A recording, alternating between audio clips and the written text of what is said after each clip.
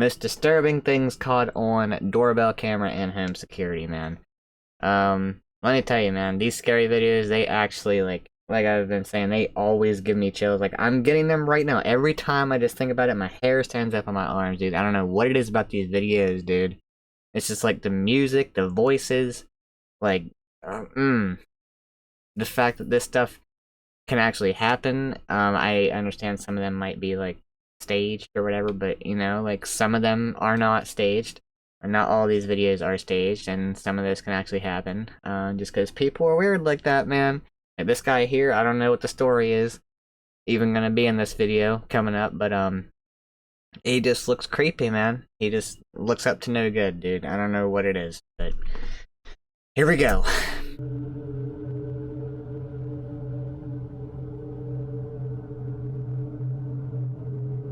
On November 12th, oh my god, my volume's so freaking high. Reported kidnapping in the Lymat Park neighborhood. Although the kidnapper had already driven off with the victim by the time of their arrival, audio of the abduction was recorded by a resident's doorbell camera.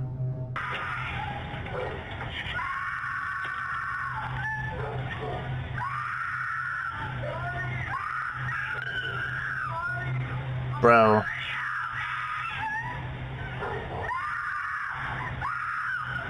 My hair on the back of my neck is standing up.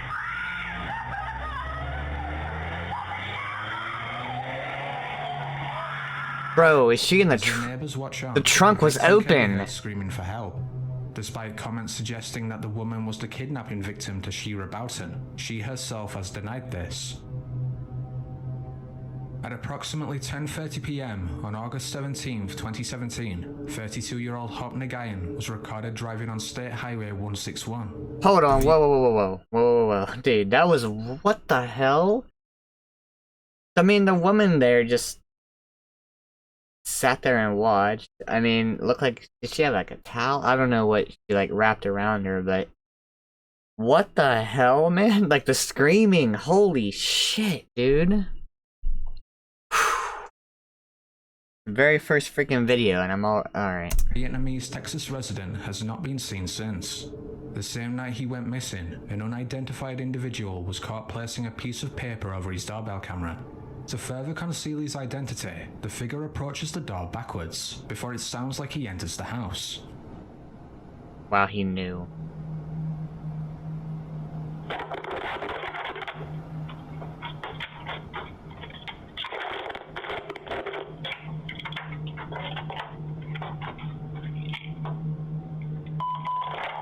Hell nah.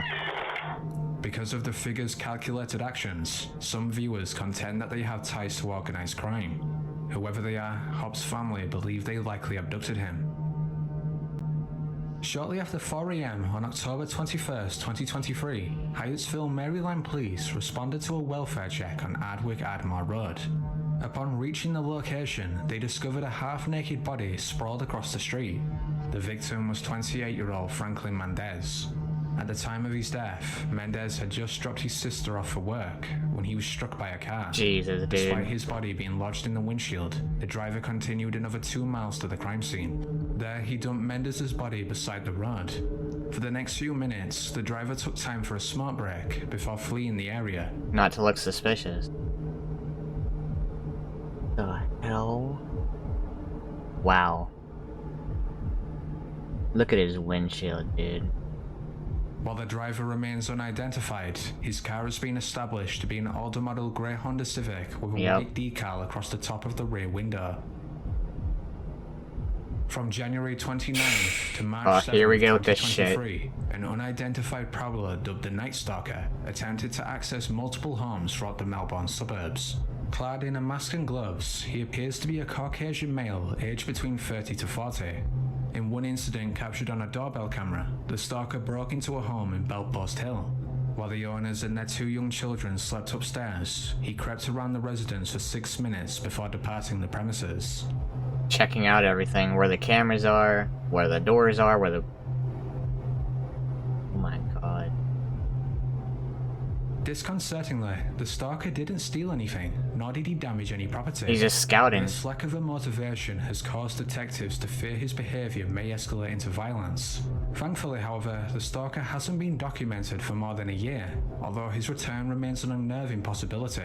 I'm sure it will be. I don't... Around 5:36 a.m. on February 17, 2021, Halton Hills Fire Department received reports of a fire at the Ontario home of Christina and Andrew Rerick. After extinguishing the flames, firefighters located the bodies of the married couple. It would soon become clear that their deaths weren't the result of a tragic accident.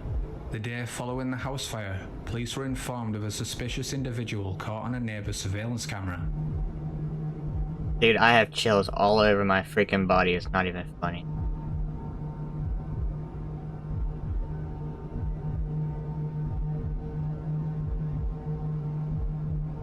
Oh shit.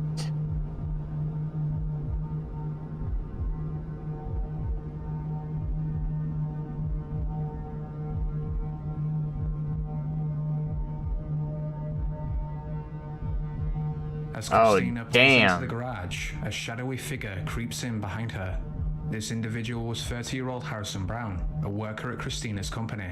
Oh, that's... After she had chastised Brown for multiple workplace conflicts, he had placed a GPS tracker on her car. This allowed him to predict when Christina would arrive at home. From there, Brown waited in the darkness before following her inside the house. Once the garage doors closed, he stabbed both Christina and Andrew to death.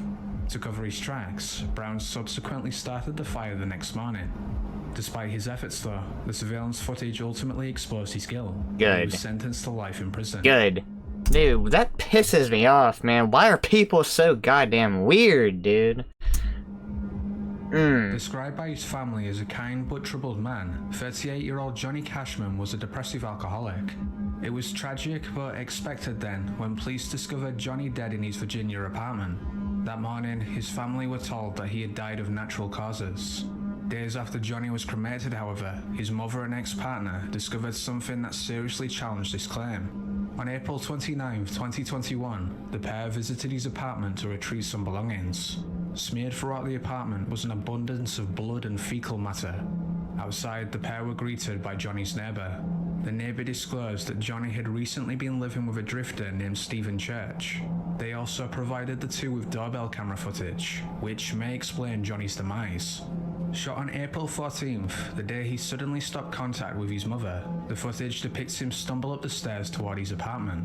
1 minute later, either Johnny or Stephen can be heard pleading for the other to stop. Oh no, dude.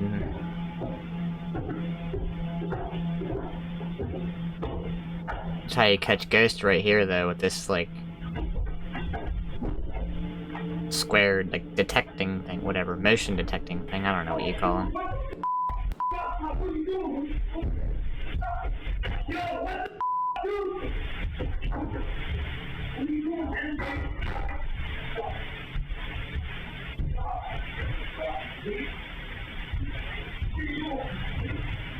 What are you doing, man? Stop. Once the voices end, Stephen exits the apartment, wiping the door handle on his way out. As he disappears out of sight, Johnny cries out for help.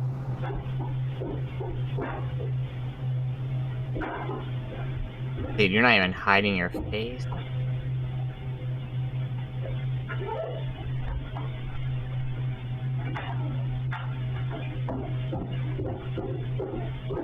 Did he wipe off the door handle and go back and touch it with his own hand? And now he's like wiping his face. Regardless of whether the footage indicates that Stephen was directly responsible for Johnny's death, it's undeniable that he left him to die. In the early hours of April 26, 2023, Michael Fontenelle awoke to find that his youngest daughter and girlfriend were absent from his New Orleans home. Michael and Bonnie Clandon had been together for at least 3 years, with 6-year-old Bella the child of his previous partner. After failing to locate the pair, he reported them missing at around 7:30 a.m. Less than an hour later, Michael received the horrifying news. While scouring the neighborhood for Bella, police had discovered a 10-gallon bucket on the front lawn of her mother's house. Inside were Bella's remains. Preliminary findings revealed the cause of death to be strangulation. Oh my god, dude. Following this discovery, officers collected security videos from several neighbors. Out of all of them, the most unsettling shows Bonnet casually wheeling the bucket the one block to Bella's mother's house.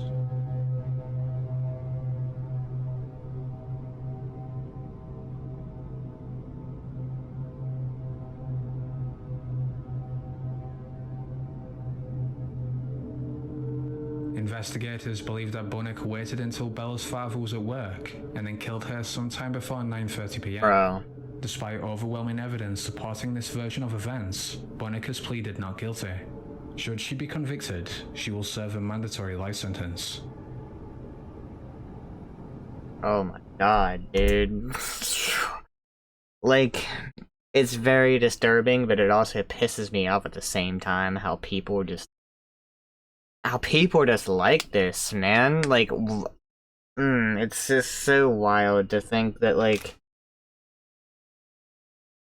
me, I would never think of strangling a child, like a 6-year-old child, man. I would never think of giving a child blunt force trauma, strangling them to death. I would never think to kidnap someone and have them screaming like the first video of this video. Like how the woman was screaming as the guy drove down the road, sped down the road. I would never think of ever doing something like that. But there's people who think that it is normal. Like, they think they're not doing anything wrong, dude. Like, I say it in almost every one of these videos. Human beings are the scariest thing on Earth, man. Like, I have this fear of spiders. I have a fear of aliens, man. But above all, it's humans, dude. Humans are the scariest thing on this freaking planet. Like, there's... I don't even know how to explain it, but... just people being in the mindset of, like, oh, I can do no wrong. I'm, you know, like, because there are cases where people do these things, like, kidnap somebody, kill somebody. They feel like it is justified. They feel like they're doing the right thing. They think they're being okay. Wow. Yeah, I mean, I don't think there's anything scarier than, like, probably a criminal not realizing what he's doing is wrong. Because then there's not gonna be any, like, remorse, there's not gonna be any, like, hesitation, like, they're just gonna do it, man. Just like that guy that was walking around for the house for 6 minutes, but he didn't do anything, they called him the Night Stalker or something like that. That's weird as hell, he's just walking around the house like it's his own. He was opening the door, checking things out. I think he was just scouting the house out, to be honest with you. He wore a mask. He knew to do that to hide his face. That